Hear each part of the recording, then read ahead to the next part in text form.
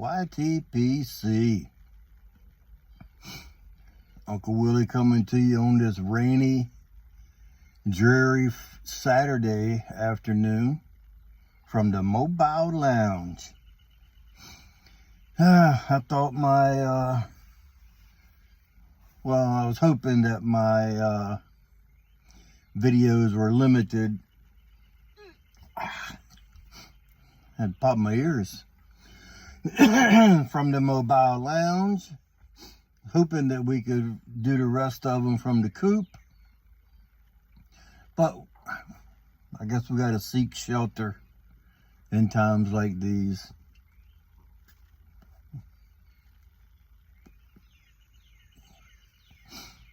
I was sitting here enjoying a cigar. It's a Liga Privada Unico series. It's the Velvet Rat. About halfway done with it. But I got to thinking about how easily some people get butt hurt and some of the topics that they get butt hurt over.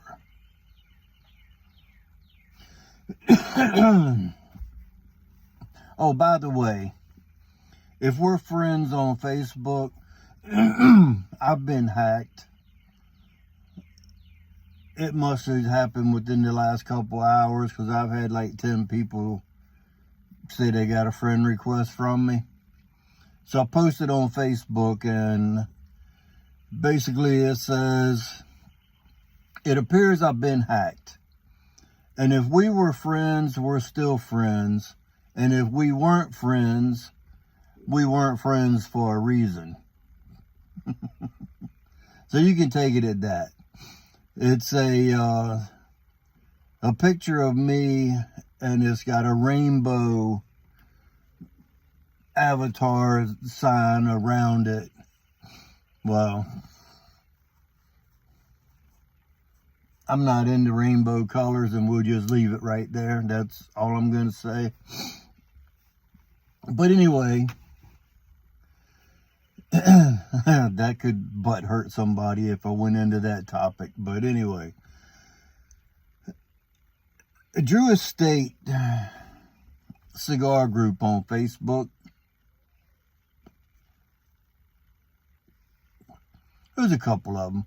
I'm in 2 or 3 Drew Estate groups. You got DEFL, then you got the Drew Estate group or whatever. I was smoking, been years back, I was smoking a T52. And at the time, the T52s, they were like $12 a piece for a Toro. And a regular cigar, just a middle shelf, middle of the road cigar, was like $5 or $6. So premium cigars was $11, $12. Now, you can't buy a T52 unless it's a Corona for $12 almost anywhere. But anyway, I was smoking a T52, and I was in my pickup truck. I was sitting in the parking lot of where I worked at, smoking a cigar before I went to work.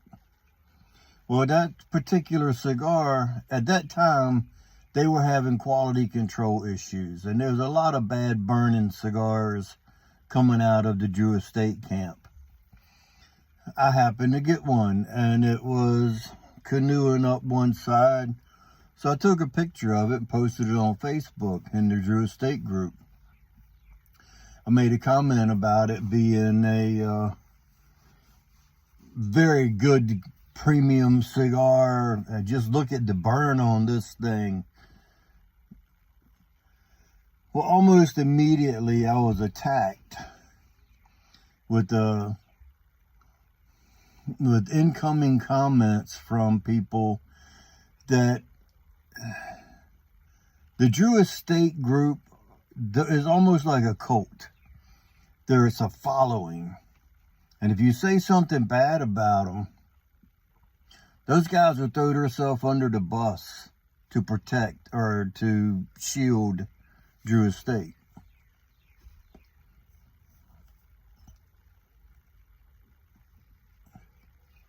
I don't mind people sticking up for something and being like a difference of opinion. I have no problem with that. If you don't like a cigar and I do, there's no reason to debate it. I'm not going to try to shove it down your throat and make you like it. If you don't like it, you don't like it. But I do like the cigars, but when they burn bad or whatever, I wanted to show it, you know. Since then, there's been quite a few people that have shown how bad the quality control was at that time. But they were telling me it was the way I had it in my humidor. I don't have the proper humidity level in my humidor. It's the way I cut it, the way I lit it, the way I'm smoking it. The one guy said, of course it's going to burn bad if you're riding around smoking with your windows down.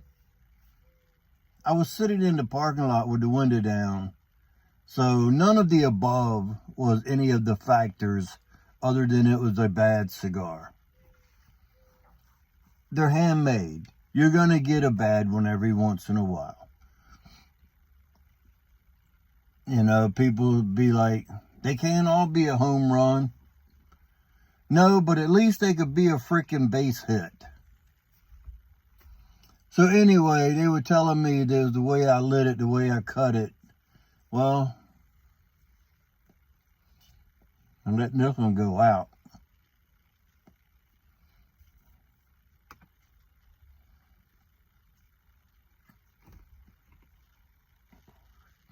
The burn line on that tells me I must have lit it pretty good.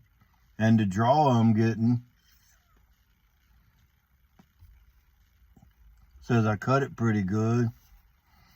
And with it being almost half gone, I'm going to say it was stored pretty good in the proper humidity. So I told the guy, I started to defend myself. I told the guys, like, what the humidity level that I kept it at, how I cut it, how I lit it, how I always light cigars, and that I was sitting still in the truck. So the wind had no factor in the way. Face it, guys, it was a bad cigar. And they were still, comments was just flooding that feed of all of it being my fault. The next day, I got a $2.75 cigar out of my humidor that was on the same shelf that had been sitting in there beside those T52s. And I smoked it on the way to work with the window down, and it burnt like this. Perfect. So I went back on that feed and I added that in the comment section, a picture of the Bolivar that was a $3 cigar. And I was like, little do you guys know, this was in the same shelf for about the same amount of time as that cigar that I smoked yesterday. And so it's not always the cut, the light, the humidity, whatever. So, I mean, it's funny. I used to all the time. I used to go in there and stir the pot. I just go in there and poke the bear, show pictures of cigars that weren't burning good or whatever, just to get those guys riled up. Which brings me to mind of a post. This lighter doesn't want to cooperate.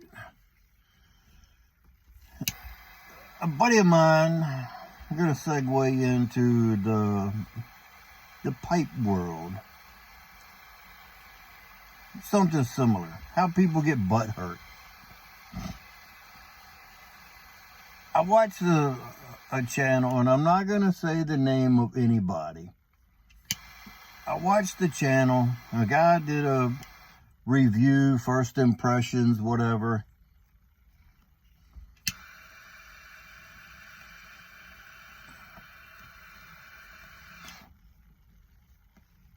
Of a pipe tobacco.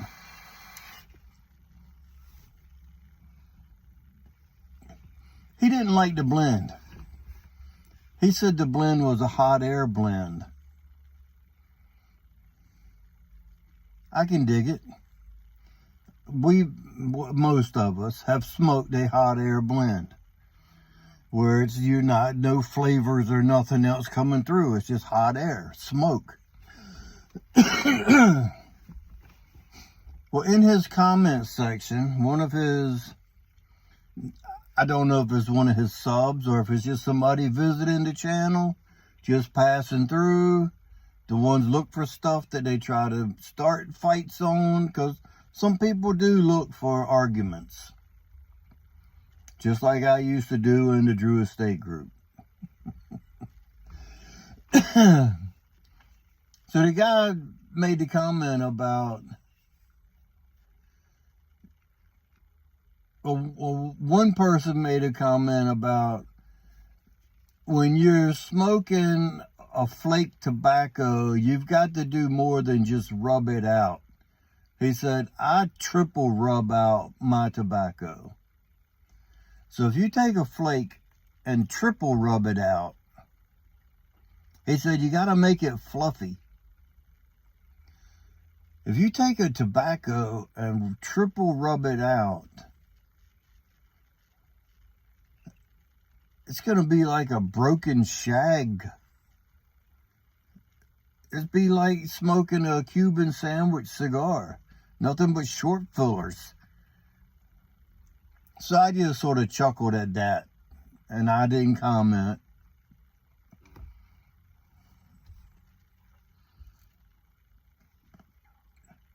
I read further down into the comments. And this guy said that manufacturer has been making tobacco for 100+ years. And they are not known for making hot air blend tobaccos. And at that point, it was my buddy's fault of the way he packed his bowl. The drying time was either too much or not enough. It's the way you lit it. You didn't get the embers going. You didn't do a char light and then a false light and then the true light. And the guy got butthurt because the presenter didn't like the tobacco.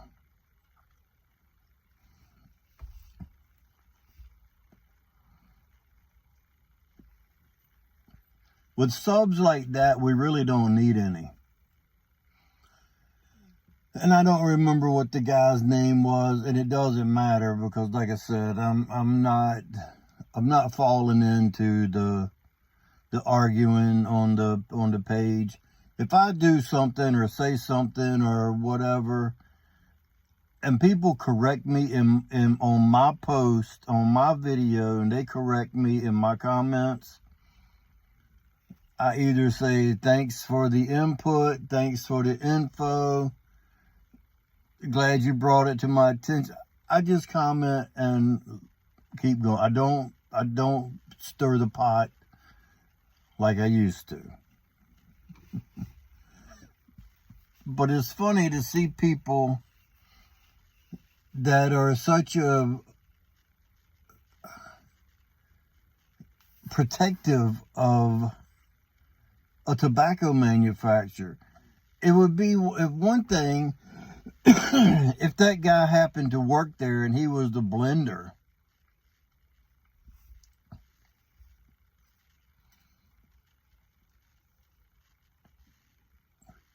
It would be like me saying something about Cornell and Deal and Jeremy Reeves come on my comment section and then corrected me where it wasn't the right amount of tobacco per se mixed together. if you are top notch and you know what you're talking about, that's one thing. Jeremy Reeves, if you mislabel a tobacco, he can correct you if he can remember the recipe to the 265 blends that he's blended. But if you're not affiliated with that manufacturer, why would it butthurt you so much that you would throw yourself under the bus to protect them? You're not getting any compensation. You're not getting anything free. You're not, I mean, you know what I'm saying? You're not getting anything by endorsing them. So if I don't like something, I'm going to tell you I don't like it. And if you don't like that I don't like it, I'm sorry. No, I'm not sorry. No.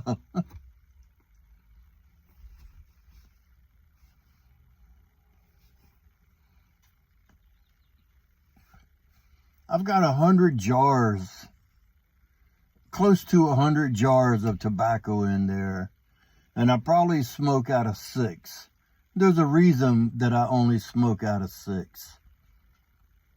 There's at least 25 jars full of stuff in there that I'll never smoke. Maybe more than that. There's enough tobacco in there. Some of the stuff I will never smoke it. I didn't like it. I bought it. I jarred it. I didn't like it. I pushed it underneath the table. Quite a few jars in there that are like that. Once in a while, I'll revisit something. Like if I see somebody do if I see somebody do a review or something on a tobacco and I have one in the jar, I'll be like, hey, you know what? Maybe I'll try that again. And sometimes I do like it. Sometimes for me and me alone, I'm not speaking for anybody else, but I can usually tell by smoking one bowl if I'm going to like the tobacco or not. And just like I said before, if somebody tells you that, oh yeah, this tobacco this is good, but it's really going to be good in 3 years.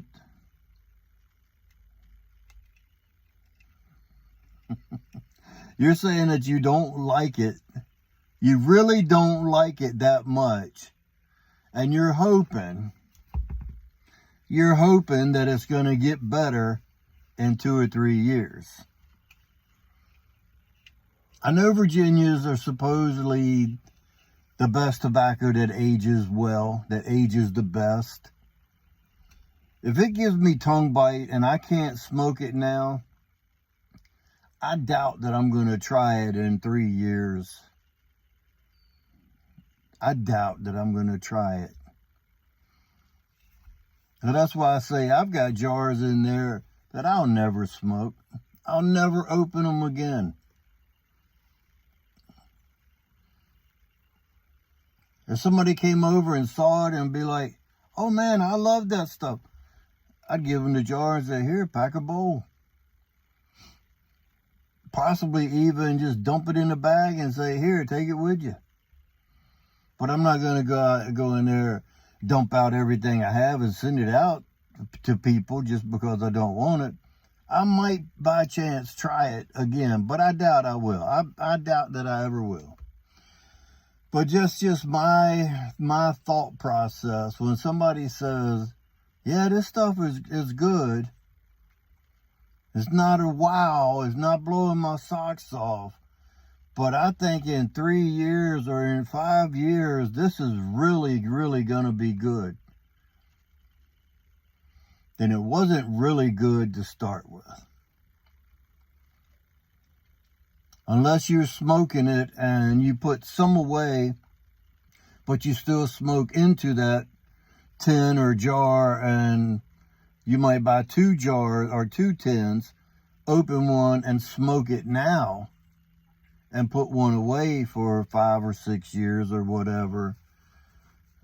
But I don't see you doing it with just 1 tin of a tobacco. You're going to buy 1 tin of a tobacco, And I'm not even going to say a name for an example, because it'll probably butt hurt somebody that I'm using that tobacco, which could be someone's favorite. But it's just funny that people get butt hurt over things that... There's a lot more things out there to get butt hurt over than it is over a freaking tin of tobacco. When you pull up to the gas station and you see the price on that marquee, that's when you should get butt hurt.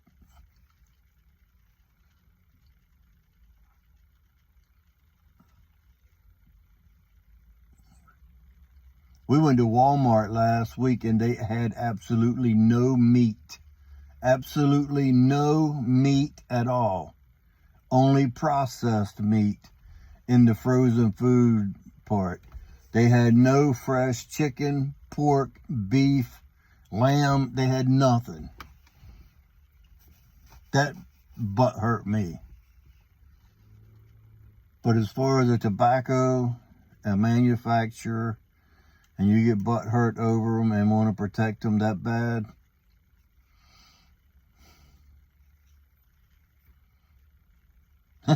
somebody's got issues.